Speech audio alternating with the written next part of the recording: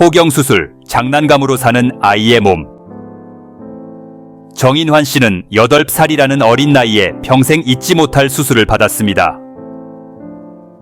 어린 시절 겪었던 당황스러운 기억은 흐릿하게 남아있지만 정 씨는 수술에 대한 두려움을 달래기 위해 받았던 장난감 약속을 생생하게 기억합니다.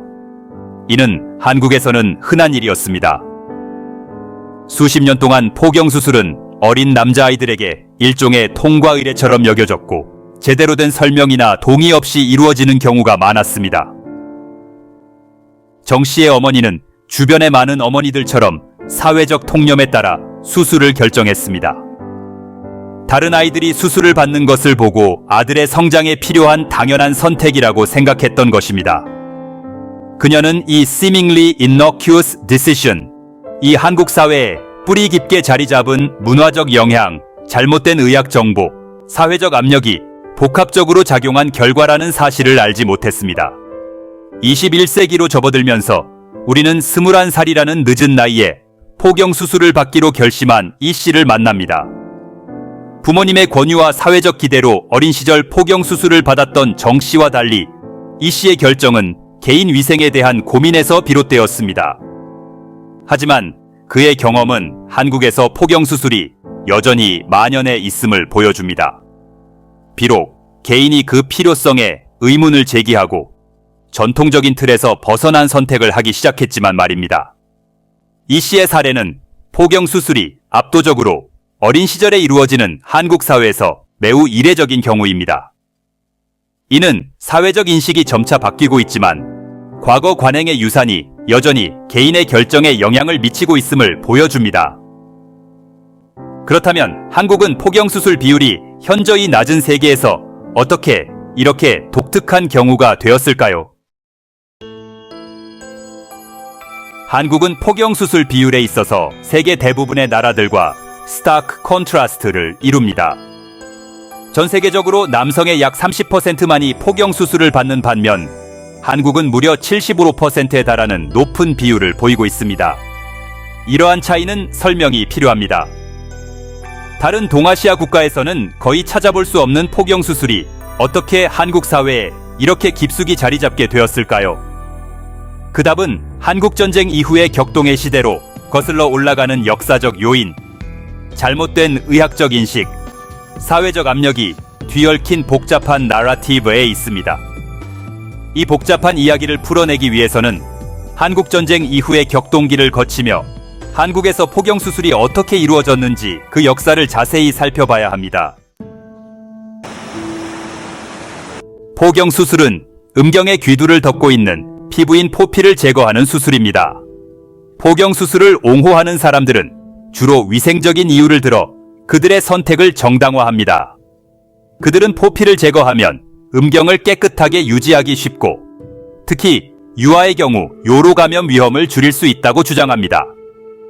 또한 포경수술이 HIV를 포함한 성병 감염 위험 감소와 관련이 있다는 연구 결과도 있습니다.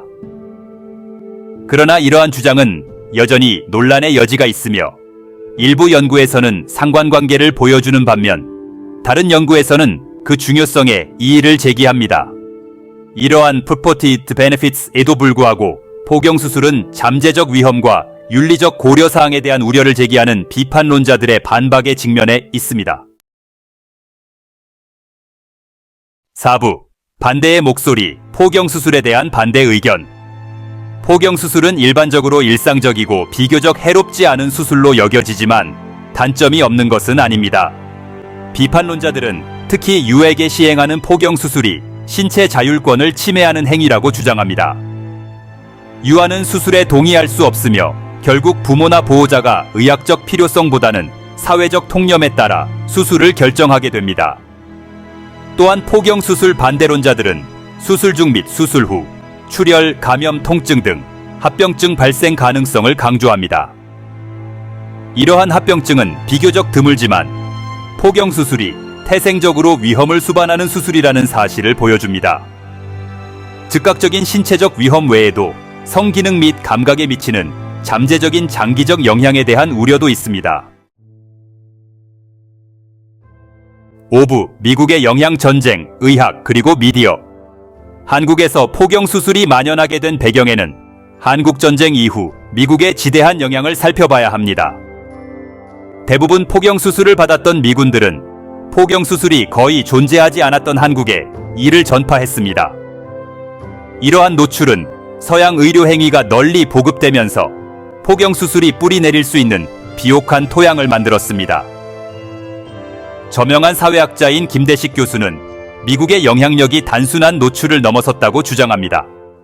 김 교수는 미국의 의료 전문가들이 한국에서 포경 수술을 적극적으로 장려하면서 위생 및 건강상의 이점을 강조했다고 주장합니다. 종종 현대성과 과학적 진보라는 언어로 포장된 이러한 홍보는 전후시대 서구적 이상을 받아들이고자 했던 한국 사회의 반향을 일으켰습니다. 6부 변화의 바람, 사회적 압력과 감소하는 비율. 수십 년 동안 한국의 포경 수술은 사회적 수능과 인식된 의학적 이점이라는 강력한 조합에 의해 주도되었습니다. 부모들은 강한 개인적 신념 때문이 아니라 단지 다른 사람들이 하니까 라는 이유로 아들에게 포경 수술을 시켰습니다. 또래 집단의 압력도 큰 영향을 미쳤는데 포경 수술을 받지 않은 남자아이들은 종종 탈의실이나 공중 목욕탕에서 놀림이나 낙인에 직면했습니다. 그러나 이러한 경향이 바뀌고 있는 것으로 보입니다. 최근 몇 년 동안 포경 수술 비율, 특히 젊은 세대 사이에서 점차 감소하고 있습니다. 이러한 변화는 포경 수술을 둘러싼 윤리적 고려사항에 대한 인식이 높아지고 건강상의 이점이라는 주장에 의문을 제기하는 정보에 대한 접근성이 높아진 것을 포함한 여러 요인에 기인합니다.